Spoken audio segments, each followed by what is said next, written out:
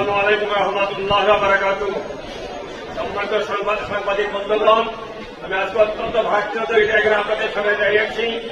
আমার নির্বাচন এলাকার 33 গাইবান্ধা পাড়া সাগারো উপজেলার একতা পুরাপাড়ায় আমাদের শিবিরের একজন ইউনিয়ন সভাপতি সাইফুল্লাহকে ছাত্র দলের সন্ত্রাসীরা নির্মমভাবে হত্যা করেছে।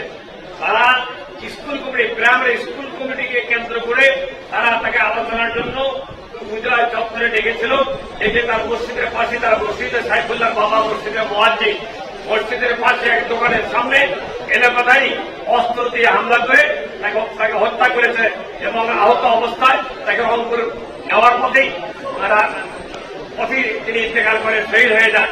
সেই সঙ্গে আরেকজন সারার জন্য আমার একজন ভাই, তিনি অত্যন্ত মরণাপন্ন অবস্থায় মৃত্যুর সাথে পাঞ্জা লড়ছে।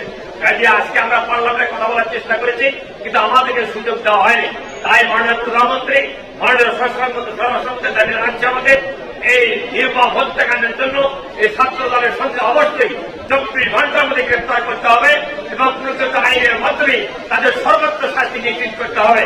সম্মানিত সাংবাদিক বন্ধুগণ, আপনারা জানেন পার্লামেন্টে আমরা দেশের জনগণের পক্ষে, জনগণের স্বার্থের পক্ষে, শান্তি শৃঙ্খলার পক্ষে আমরা বিরোধী নেতা সহ সবাই আমরা সোচ্চার রয়েছি।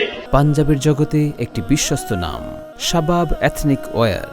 তারপরও সরকারি দলের উদ্দেশ্যতার কারণেই তাদের ছাত্র সংগঠন গোটা দেশব্যাপী তার সন্ত্রাসী কর্মকাণ্ড চালিয়ে যাচ্ছে।